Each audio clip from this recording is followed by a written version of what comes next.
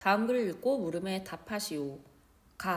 본유론자들은 인간의 경험에 앞서 태어날 때부터 인간의 정신 속에 각이된 것을 본유적이라고 하면서 필연적 진리들은 본유적이라고 주장하였다.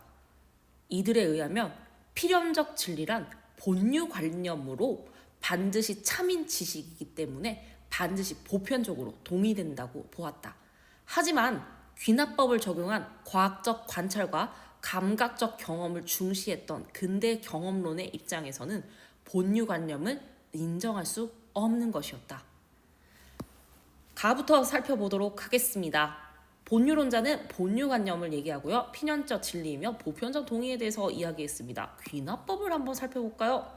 귀납법이란 개별적인 특수한 사실이나 원리를 전제로 해서 일반적인 사실이나 원리로서의 결론을 이끌어내는 연구 방법입니다. 기본적으로 상식이니까 알아두셨으면 좋겠어요. 일문단은 본유론과 경험론에서 부정하는 본유관념에 대해서 이야기하고 있습니다.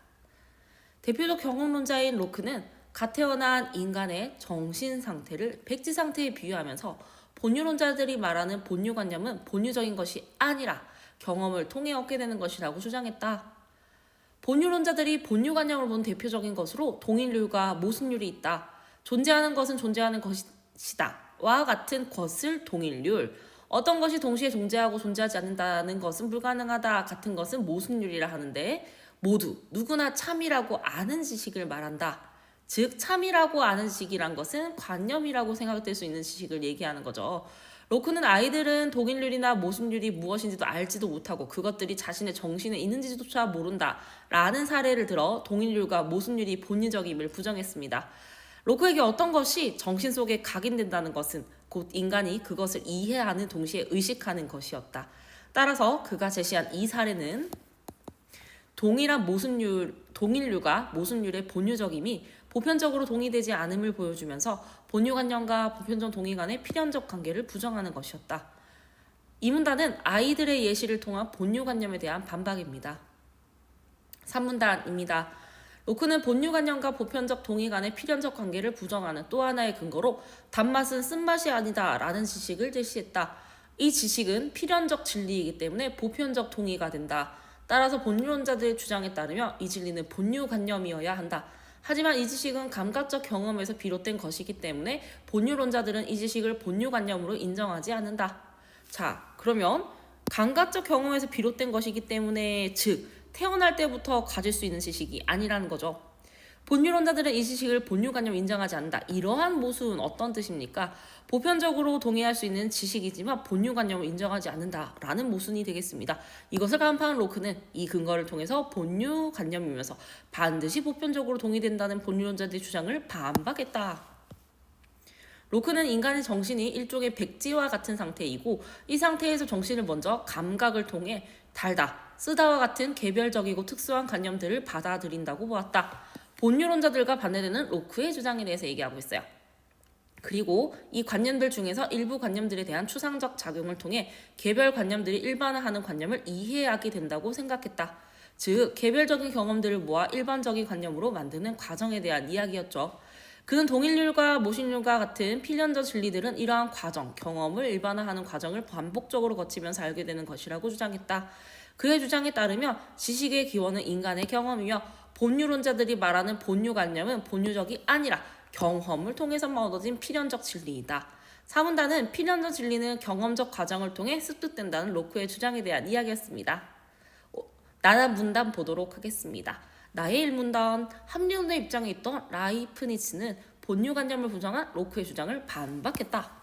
라이프니츠는 본유관념을 인식하고 이해한 사람은 누구나 보편적으로 동의한다고 보면서도 본유관념과 보편적 동의 사이의 필연적 관계를 인정하진 않았다. 차이점에 대해서 얘기하고 있네요. 그 이유를 살펴보도록 할게요. 동일률이나 모순율이 무엇인지 알지 못하는 어린이들이 존재하기 때문이었다. 이 사례는 동일률이나 모순율의 본유적임이 보편적으로 동의된다는 것을 증명될 수 없음을 나타내는 것이었다. 라이프니츠는 아이들이 동일률이나 모순율을 자각하지 못할 것일 뿐이라고 하면서 동일률이나 모순율을 자각한 모든 사람은 이 두 지식이 본유적이라고 동의한 것은 자명하다고 주장했다.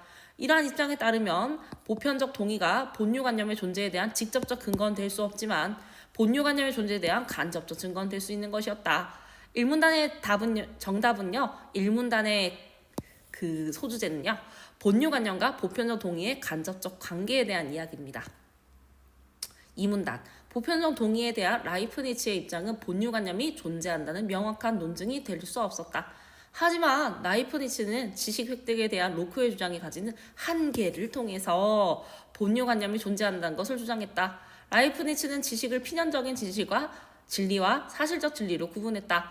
지식에 대한 그의 주장에 따르면 필연적 진리는 반드시 참인 명제이기 때문에 그 누구의 동의 여부와 상관없이 참인 명제이다. 즉 보편적 동의와 관계없이 참이라는 점입니다. 이러한 그의 입장에 따르면 본유관념은 필연적 진리이며 본유관념으로부터 추론해낸 참인 지식도 필연적 진리이다.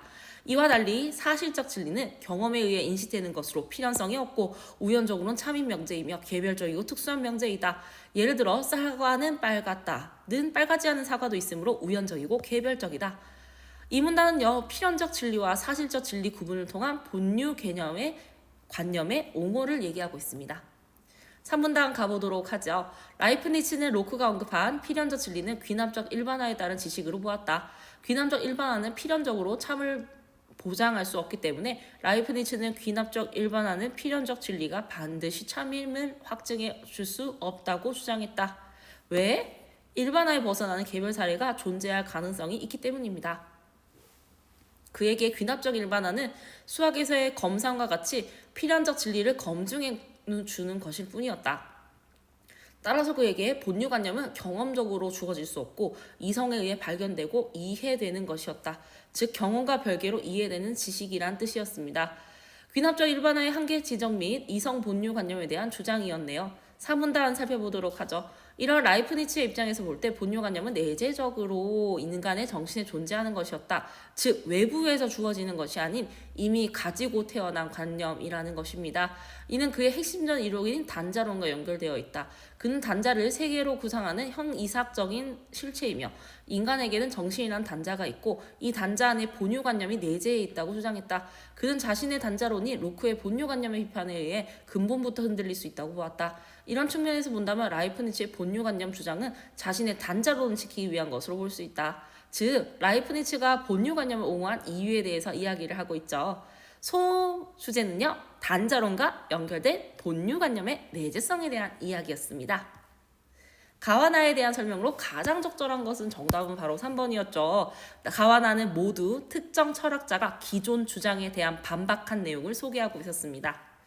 가와나에 대한 이해로 적절하지 않은 것은 라이프니츠는 필연적 진리와 사실적 진리 모두 반드시 참인 명제로 보았다. 나의 이 문단에 이렇게 적혀 있었네요. 사실적 진리는 필연성이 없고 우연적으로 참인 명제이다. 그러므로 사실적 진리는 반드시 참인 명제가 아니다 라고 적혀 있었으므로 답은 4번이 되겠습니다. 윗글에 로크와 라이프니츠 모두 동의할 수 있는 내용으로 적절한 것은 가의 로크 한번 살펴보도록 할게요. 로크는 이렇게 주장을 했습니다. 아이들은 동일률이나 모순율이 무엇인지도 알지 못하고 그것들이 자신의 정신에 있는지조차 모른다라는 사실에 의해서 동일률이나 모순율이 보편적으로 동의되지 않는다고 주장한다는 걸 알 수 있어요. 나아 보도록 할게요. 라이프니츠는 동일률이나 모순율이 무엇일지 알지 못하는 어린이들이 존재하는 사례가 있다는 얘기에서 동일률이나 모순율의 본유적이므로 보편적으로 동의된다는 것을 증명될 수 없다고 했다는 걸 알 수가 있겠죠. 이 모든 것을 확인했을 때 모두 동의할 수 있는 것은요. 정답은 2번이었습니다. 필연적 진리가 반드시 보편적으로 동의되는 것은 아니기 때문이죠. 기읍과 니은에 대한 이해로 적절하지 않은 것은 정답은 바로 3번이었습니다. 로크에게 일반화는 추상작용의 과정을 거치면서 거짓으로 인정된다. 거짓이 아닌데요. 3번의 답의 근거 한번 살펴보도록 할게요. 가의 사문단의 로크는요. 정신이 개별적이고 특수한 관념들을 먼저 받아들이고 이 관념들 중에서 일부 관념들에 대한 추상작용을 통해 개별 관념들을 일반화하는 관념을 이해하게 된다. 라고 얘기하고 있고요. 3문단의 니은은 필연적 진리이므로 거짓이 아니다 라고 생각을 해주셔야 돼요. 그래서 거짓을 인정되는 게 아니라요. 거짓이 아니다 라고 봐주셔야 되겠고요. 나머지 것들도 이유를 적어 놓았으니 필요하시면 잠시 멈춤을 해서 필기한 뒤에 넘어가시길 바랍니다. 가와 나를 바탕으로 보기에 대해 보일 수 있는 학생의 반응으로 적절하지 않은 것은 아동의 모국어 학습에 대한 두 가지 대립적인 이론 A와 B가 있다. A 이론에 따르면 아동은 언어에 대한 어떠한 지식도 가지고 있지 않은 상황에서 모국어를 학습하게 된다. 아동은 성인으로부터 언어적 자극을 받고 이를 모방하며 시행착오, 즉 경험을 한다는 뜻이죠. 모국어를 경험, 학습하게 된다. 모국어 학습 결과 아동은 모국어를 잘 구사할 수 있게 되며 모국어 문법 규칙을 알게 된다. 이와 달리 하늘색은 다른 의견이 되겠습니다. B이론에서는 이 아동이 모든 언어에 적용될 수 있는 보편적인 문법 규칙을 가지고 태어난다고 본다. 이 규칙은 필연적이기 때문에 아동은 이 문법 규칙을 통해 외부의 모국어 자료들을 일반화하는 모국어 규칙 가설들을 만들고 자신의 발화에서 그 가설들을 검증하며 귀납자 일반화하며 모국어를 학습하여 모국어 문법 규칙을 알게 된다고 B에서는 주장을 한다. 적절하지 않은 것은요, 바로 5번이었습니다. 5번 한번 살펴볼게요. B이론의 모국어 문법 규칙은 가설의 검증을 거친다는 점에서 로크는 일단 아니고요. 라이프니츠라면 모두 B이론의 보편적인 문법 규칙을 귀납적 일반화에 따른 결과로 보는 건 아닙니다. 자, 라이프니츠는요, 보편적 문법은 타고나는 것이라고 생각을 하겠고요. 귀납적 일반화에 따른 결과가 아니라 귀납적 일반화 자체는 검증하는 방법이라고 생각을 할 것입니다. 바뀐 답을 체크를 해보도록 합시다. 단어 뜻을 살펴보도록 할게요. A에는요, 주장에 따르면이라는 뜻이었어요. 주장에 따르면에 대한 문맥상 가장 가까운 의미는요, 바로 1번이었습니다. 규정에 따라 기준에 의거하면이란 뜻으로 정답은 1번이가 되겠고요. 3번 살펴보도록 할게요. 어머니는 할머니를 따라 재래시장에 갔다. 자, 여기서 따라는요, 다른 사람이나 동물에 대해서 그가 가는 대로 같이 가다라는 뜻을 가지고 있습니다.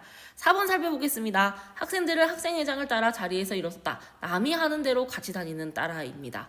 5번 다리 부상이 회복됨에 따라 훈련 시간도 길어졌다. 어떤 일이 다른 일과 더불어 일어난다 라는 뜻이 되겠죠. 가장 가까운 것은요, 1번이었습니다.